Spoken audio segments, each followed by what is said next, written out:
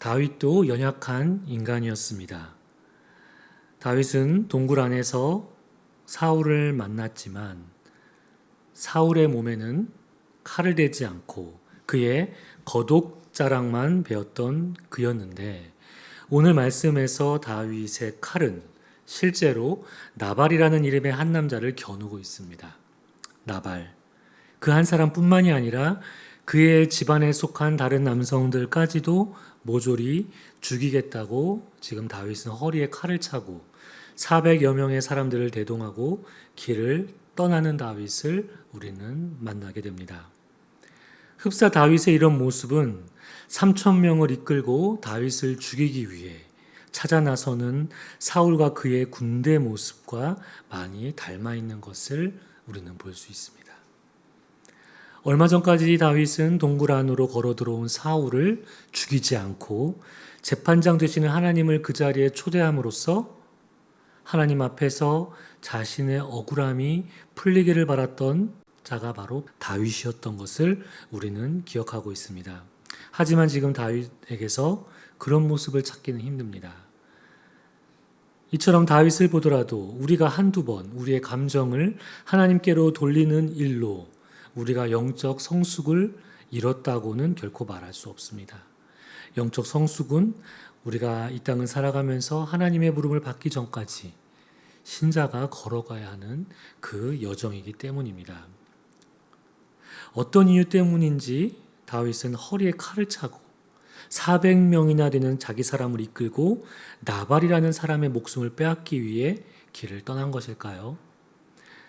함께 읽은 사무엘상 25장 10절 11절 말씀입니다. 드디어 나발이 다윗의 젊은이들에게 대답하였다. 도대체 다윗이란 자가 누구며 이새의 아들이 누구냐? 요즘은 종들이 모두 저마다 주인에게서 뛰쳐나가는 세상이 되었다. 그런데 내가 어찌 빵이나 물이나 양털 깎는 일꾼들에게 주려고 잡은 짐승의 고기를 가져다가 어디서 왔는지도 모르는 자들에게 주겠느냐?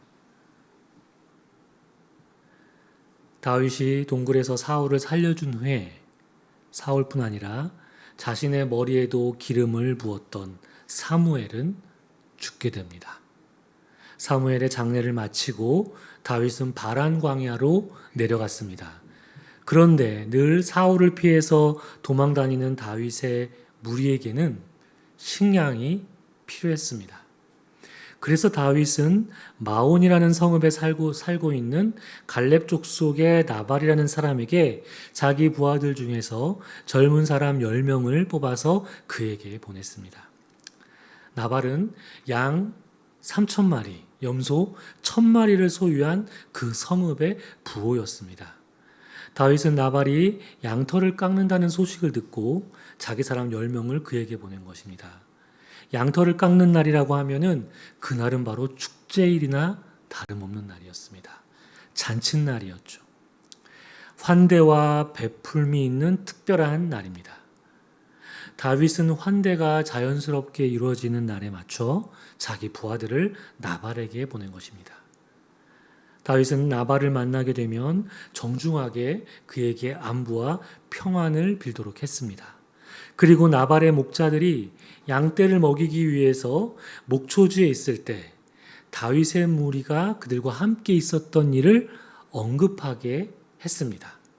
그때 다윗의 무리는 나발의 목자들은 물론 그들의 양들에게 어떤 해도 끼치지 않았다는 사실을 그가 10명의 젊은이들에게 알려주면서 나발을 만나게 되면 그 이야기를 전하라고 일러주었습니다. 그러면은 다윗은 자기가 보낸 10명의 젊은이들을 나발의 종들처럼 너그럽게 여겨주고 그리고 자기도 아들이나 다름없이 생각해서 나발이 먹을 거리를 좀 이들에게 들려 보내줄 것을 부탁하고자 10명을 뽑아서 그들에게 보냈던 것이죠. 그런데 나발의 반응은 지금 방금 읽어드린 것처럼 다윗이 보낸 젊은이들을 홀대했습니다. 다윗이 누구며 이새의 아들이 또 누구냐? 라고 하면서 다윗의 이름을 깎아내렸습니다. 나발이라는 자가 과연 다윗의 이름을 몰랐을까요? 사울은 수천 명을 죽였고 다윗은 수만 명을 죽였다라는 노래를 불러서 이스라엘 사람들의 입에 그 노래를 부르며 그들 입에 오르내린 다윗이라는 이름을 나발이 몰랐을 리 없었을 것입니다. 그가 이어서 다윗이 보낸 젊은이들에게 한 말, 요즘은 종들이 모두 저마다 주인에게서 뛰쳐나가는 세상이 되었다. 이 말은 어떤 말입니까? 나발은 다윗이 누구인지를 정확히 알고 있는 것이죠. 나발의 이 말은 다윗이 주인인 사울을 배반하고 도망 다니고 있다는 식으로 지금 조롱하면서 다윗의 신세를 조롱하면서 말하고 있는 것입니다. 나발은 이 성경의 증언대로 고집이 세고 행실이 포악한 자라는 사실에 한치의 어긋남 없이 다윗이 보낸 젊은이들을 홀대했고 그리고 면박을 주었습니다. 이들이 빈손으로 다윗에게 돌아갔습니다. 그리고 있던 일들을 모두 다윗에게 고했습니다. 보고를 받은 다윗의 마음은 요즘 말로 하면 나발의 말에 그 마음이 긁혔습니다. 다윗은 자기 부하들에게 명령했습니다. 모두 허리에 칼을 차거라. 다윗의 이 한마디 명령에 400명이나 되는 사람들이 일사불란하게 움직이면서 허리에 칼을 찼습니다. 다윗도 얼마 전에 동굴에서 사울의 겉옷자락을 베었던 칼, 하지만 그때 사울의 몸에는 되지 않았던 그 칼을 이제는 나발의 목숨을 겨누기 위해 다윗은 자신의 허리춤에 칼을 찼습니다. 지금 다윗으로 하여금 허리에 분노 어린 칼을 차게 한 것은 과연 무엇입니까? 나발이 다윗을 모욕했기 때문입니다. 사무엘상 25장 14절 말씀 세번역입니다. 그러는 사이에 나발의 일꾼들 가운데서 한 사람이 그의 아내 아비가일에게 가서 말하였다. 실은 다윗이 광야에서 부하들을 보내어 주인께 문안을 드렸는데 주인께서 그들에게 호통만 쳐서 보냈습니다. 나발이 다윗이 보낸 10명의 젊은이들을 내쫓는 것을 본 그들의 그 사람의 일꾼 중 한 사람이 지금 나발의 부인 아비가일에게 가서 지금 막 일어난 일을 보고하고 있는 것이죠. 그 일꾼은 축제일에 식량을 구하러 온 다윗의 부하들에게 나발이 호통만 쳐서 보냈다라고 말하고 있습니다. 지금 세 번역에는 호통을 쳤다라고 되어 있죠. 하지만 개역개정에는 이렇게 번역되어 있습니다. 주인이 그들을 모욕하였나이다. 옆에서 이 광경을 목격한 나발의 일꾼이 보기에도 나발의 행동은 다윗의 부하들에게 모욕감을 준 행동이었다는 것을 알 수 있습니다. 이렇게 나발의 일꾼 중 하나가 아비가일에게 일어난 일을 보고하고 있는 사이에 벌써 다윗은 부하들을 거느리고 나발에게 가면서 이렇게 말하고 있습니다. 사무엘상 25장 21절 22절 말씀 세번역입니다. 다윗은 단단히 벼르고 있었다. 내가 저 광야에서 그에게 속한 것은 무엇이든지 지켜주어 그의 모든 재산 가운데서 아무것도 잃어버리지 않도록 하였으나 그것이 모두 헛일이었다. 그는 나에게 선을 악으로 갚았다. 내일 아침까지 그에게 속한 모든 사람들 가운데서 남자들을 하나라도 남겨둔다면 나 다윗은 하나님께 무슨 벌이라도 받겠다. 다윗은 나발의 목자들과 그들의 양떼를 외부의 공격으로부터 지켜주고 양 한 마리도 잃어버리지 않도록 해주었는데 다윗이 베푼 선을 나발은 악으로 갚았던 것입니다. 그리고 자신을 주인을 뛰쳐나간 종, 노예로밖에 보지 않았던데 마음이 확 긁혔던 것이죠. 그래서 다윗은 끓어오르는 모욕감에 분노의 칼을 허리에 찼던 것입니다. 여기에서 다윗의 분노 버튼은 자신을 사울에게서 도망친 노예 정도로 취급하는 그 조롱과 그리고 자신의 선을 악으로 갚은 거기에서 느끼는 모욕감이었습니다. 우리의 마음속에 숨겨둔 칼은 언제 어떤 상황에서 그 칼을 우리는 차게 됩니까? 무엇보다 오늘 본문의 다윗처럼 우리는 언제 모욕감을 느끼는지요? 나발은 자신의 3,000마리의 양떼와 1,000마리의 염소떼를 거느린 부호였습니다. 자기 수하의 여러 종들을 거느리고 살았습니다. 그에 비해 다윗은 기름 부음을 받은 이스라엘의 왕인데도 불구하고 특별한 거처 없이 떠돌아다니면서 지금은 식량을 구하기 위해 누군가에게 읍소하며 공동체 식구들을 먹여 살려야 하는 그런 상황입니다.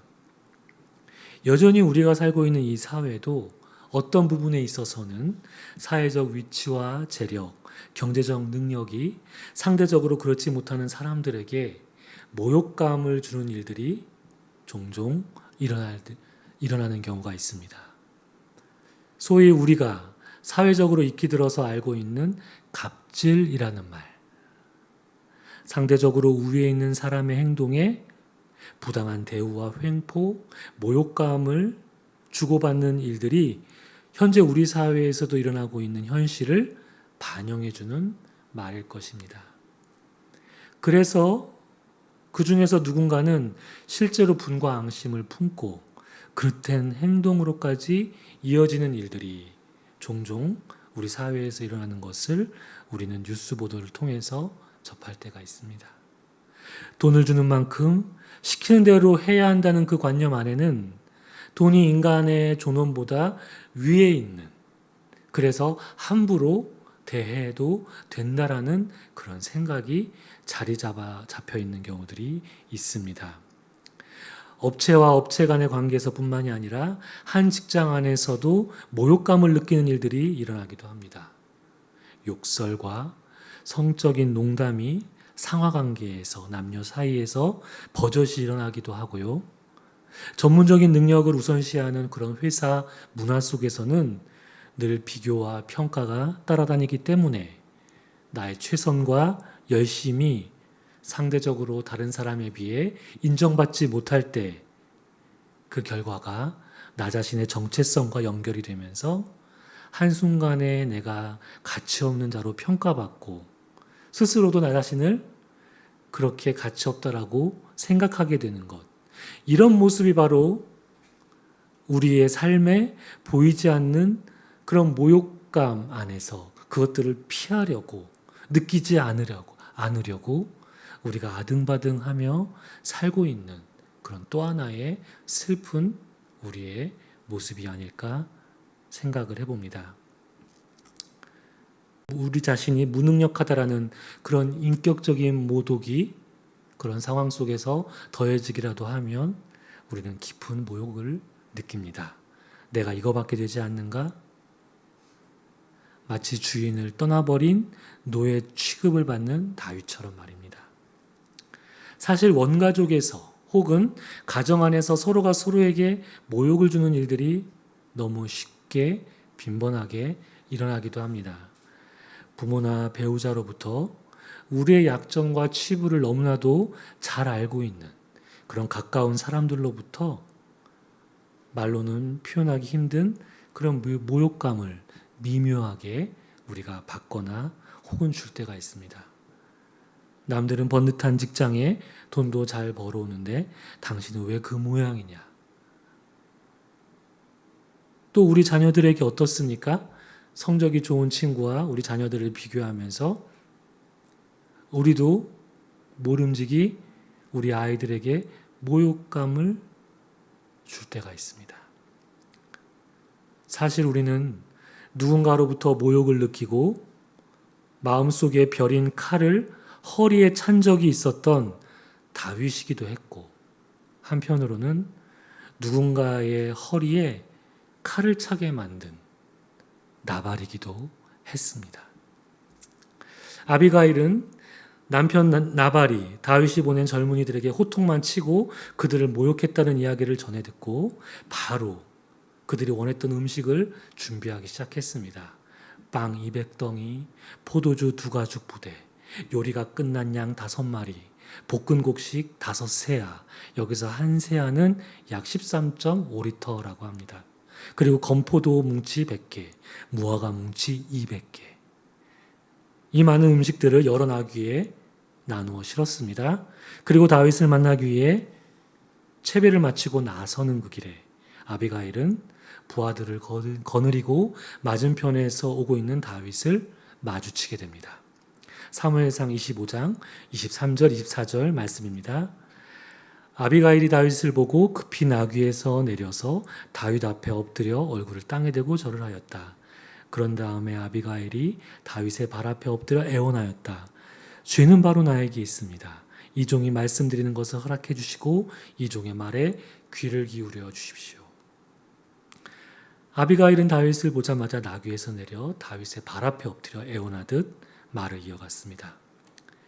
본격적으로 아비가일이 다윗에게 호소하는 25절부터 31절까지의 말씀은 어느 평범한 여인의 말이라고 하기에는 굉장히 비범한 내용을 담고 있는 것을 우리는 볼 수 있습니다. 아비가일은 먼저 자기 남편 나발은 그 이름이 가진 뜻처럼 어리석다라고 얘기합니다. 그래서 실제로 자기 남편이 하는 일은 모두 다 어리석은 일이다라고 자기 남편을 비하하면서 다윗에게 이야기합니다. 그런데 이 말은 단순히 자기 남편이 바보 같다, 어리석다라고 그래서 실수했다라고 얘기하는 것이 아니라 앞서 나발이 주인에게서 뛰쳐나간 노예로 다윗의 이름과 명성을 깎아내린 것을 염두에 두고 지금 아비가일이 나발의 이름을 폄하하면서 이야기하고 있는 것입니다. 아비가일은 다윗이 어느 지점에서 모욕을 느꼈는지 지금 화가 났는지를 정확히 파악하고 있는 것이죠. 그리고 아비가일은 이어서 이 모든 게 자신이 그때 그 자리에 없었기 때문에 일어난 일이라고 다윗이 보낸 젊은이들이 모욕을 받고 빈손으로 돌아간 것은 자신의 불찰이라고 이야기를 합니다.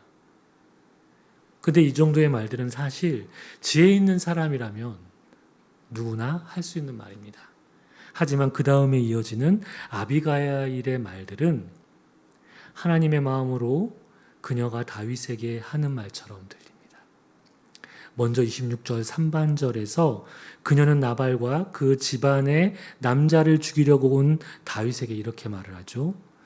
장군께서 사람을 죽이시거나 몸소 원수를 갚지 못하도록 막아주신 분은 주님이십니다 라고 말합니다. 마치 하나님께서 다윗이 나발을 죽이지 못하게 막아주실 것이기에 다윗은 결코 사람을 죽이는 일이 결코 없을 거라고 예언적으로 말하고 있는 것입니다. 그리고 이어지는 28절에서는 주님께서 틀림없이 장군님의 집안을 영구히 세워주시고 장군께서 사시는 동안 평생토록 아무런 재난도 일어나지 않도록 도와주실 것입니다. 라고 아비가일은 말합니다. 다윗이 당당히 이스라엘의 왕이 될 뿐 아니라 하나님께서는 다윗의 왕조를 영원히 든든하게 세워가실 것이라고 아비가일은 예언적인 선포를 지금 다윗에게 하고 있는 것처럼 보입니다. 아비가일은 이런 일들이 가능한 것은 바로 이러한 이유 때문이라고 29절 말씀에서 자기가 이렇게 이야기하는 근거를 밝히고 있습니다. 29절 말씀 세 번역입니다. 그러므로 어느 누가 일어나서 장군님을 죽이려고 쫓아다니는 일이 있더라도 장군님의 생명은 장군께서 섬기는 주 하나님이 생명 보자기에 싸서 보존하실 것이지만 장군님을 거역하는 원수들의 생명은 주님께서 돌팔매로 던지듯이 팽개쳐 버리실 것입니다. 아비가일은 어떤 원수가 다윗을 죽이려고 쫓아다닐지라도 하나님께서는 다윗의 생명을 생명보자기에 싸서 보존하실 것이라고 아비가일은 이야기하죠. 지금 다윗은 사울에게 쫓김을 당하고 있지만 지금 다윗의 생명은 하나님의 생명보자기 안에 쌓여 있다라고 아비가일은 지금 이야기하고 있습니다. 여기서 생명보자기는 목자들이 양을 셀 때 주머니에 돌을 넣어가면서 양이 몇 마리인지를 이제 세웠던 그 주머니를 은유적으로 표현해서 생명보자기라고 아비가일이 이야기하고 있는 것입니다. 즉 하나님의 셈에 의해 생명보자기 안에 들어간 돌이 바로 다윗이라는 것을 아비가일은 지적하고 있는 것이죠. 반대로 다윗의 원수들은 그 주머니 안에 들어간 돌이 아니라 돌팔매질 던져지는 물맷돌에 비유하고 있습니다. 하나님의 셈에 의해서 그 생명보자기에 들어가는 조약돌이 있는가 하면 다윗의 원수들은 그 주머니에 담기지 못하고 돌팔매질로 던져지는 물맷돌이라고 하면서 하나님께서는 다윗의 원수들을 물맷돌처럼 팽개쳐 버릴 것이다 라고 아비가일이 지금 이야기하고 있는 것이죠. 다윗은 하나님의 생명보자기 안에 하나님의 셈 안에 보존되어 있다고 아비가일이 말하고 있는 것입니다. 이와 같은 아비가일의 말은 지혜 있는 그저 평범한 한 여인의 말이라고 하기보다 하나님의 영이 말씀하시는 것처럼 들립니다. 아비가일은 마지막으로 다윗에게 공연히 사람을 죽여서 당신이 왕이 되실 때 후회하시거나 마음에 걸리는 일이 없도록 하기를 바란다 라는 말을 합니다. 마치 다윗이 동굴에서 사울의 겉옷자락을 잘랐을 때 다윗이 양심의 그 겉옷자락 자른 것만으로도 양심의 가책을 느꼈다라고 한 것을 이 여인은 알고 있는 것처럼 다윗이 하나님과 사람들 앞에서 왕이 됐을 때 후회할 일을 절대 하지 말라고 마음에 걸리는 일을 행하지 말 것을 당부하고 있습니다. 다윗은 아비가일의 말을 듣고 끝내 칼을 거두게 되죠. 다윗이 모욕감으로부터 촉발된 나발을 향한 그 분노와 살의를 그가 거둘 수 있었던 것은 자신의 생명이 하나님의 생명보자기에 쌓여 보호받고 있다는 것을 아비가일을 통해 확인했기 때문입니다.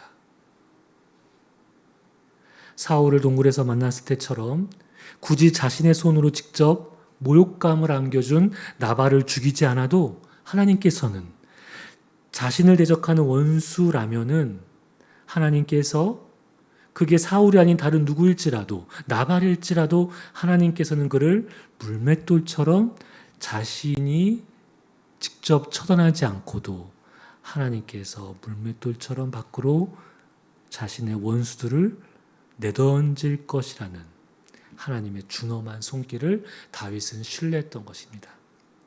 그의 감정이 하나님을 바라보게 되었을 때 다시 말해 모욕감을 느끼고 분노에 찬 자신의 모습이 하나님의 생명보자기 안에 쌓여 있다는 것을 그가 깨닫게 되었을 때 그의 모욕감은 영적 성수로 이뤄가는 하나님의 생명으로 바뀌어 갈 수 있게 된 것입니다. 우리에게 모욕감과 분노가 올라오는 순간, 일상에서 그 모든 순간에 우리 곁에 아비가일과 같은 사람이 있다면 얼마나 좋겠습니까?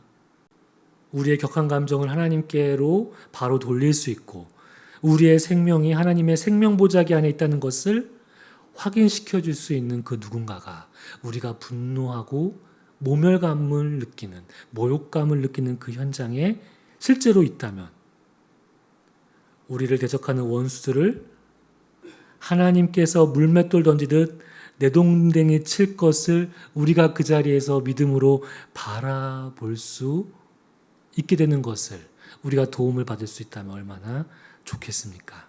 하지만 현실에서는 매번 그런 아비가일과 같은 사람이 우리가 맞이한 상황에서 나타나는 일이 그렇게 많지 않습니다.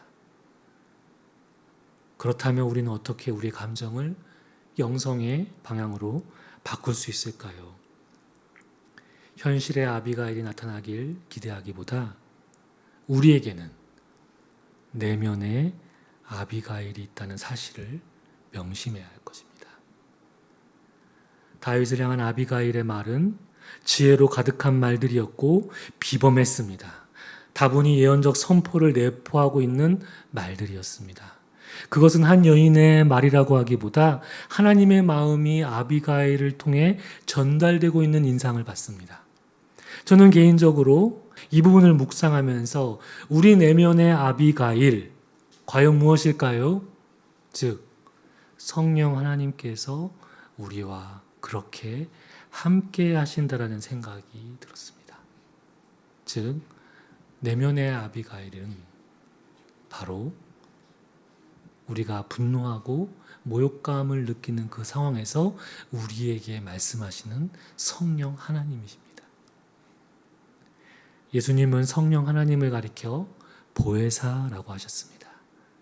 파라클레토스, 즉 도움을 베풀기 위해 곁으로 부름을 받은 자라는 뜻입니다. 다윗이 모욕감과 분노로 나발과 그 집안의 남성을 향해 폭주할 때 아비가일의 지혜로운 조언이 그의 칼을 거두게 했던 것처럼 우리 안에 성령 하나님은 우리의 분노 어린 걸음을 멈춰 세워주시는 분이십니다.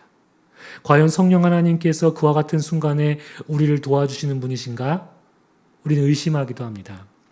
그런데 예수님은 요한복음 14장에서 그가 너희에게 모든 것을 가르치고 내가 너희에게 말한 모든 것을 생각나게 하리라 라고 말씀하셨습니다.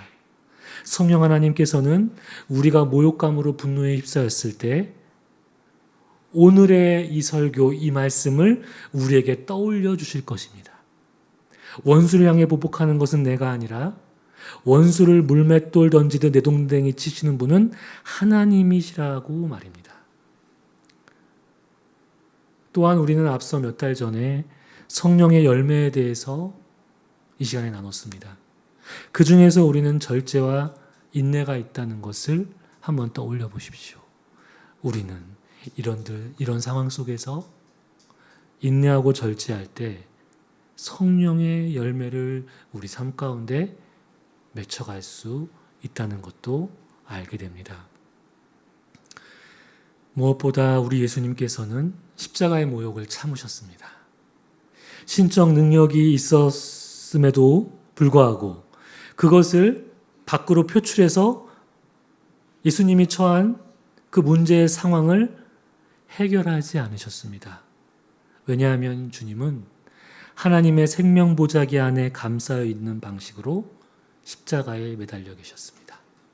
그것은 하나님의 손에 모든 것을 맡기는 가장 하나님을 신뢰하는 모습이 무엇인지를 우리에게 알려주시기 위해서였습니다. 이 시간 오늘 우리가 설교 말씀을 통해서 우리의 인생이 하나님의 생명보자기 안에 감싸여 있다는 것을 느끼면서 우리의 삶에 그런 여러 감정들이 올라온 그 순간에 성령 하나님께서 내면의 아비가일이 되셔서 우리의 감정을 하나님께로 돌리게 해달라고 이 시간 잠시 침묵 가운데 주님과 함께 대화를 나누겠습니다.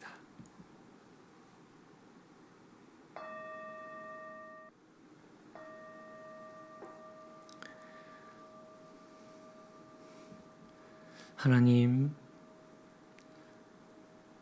성령 하나님께서 우리 내면에 아비가일처럼 우리가 분노와 모욕감에 휩싸일 때 우리를 멈춰 세우고 하나님의 생명보자기 안에 있는 우리 자신의 모습을 발견할 수 있도록 도와주옵소서.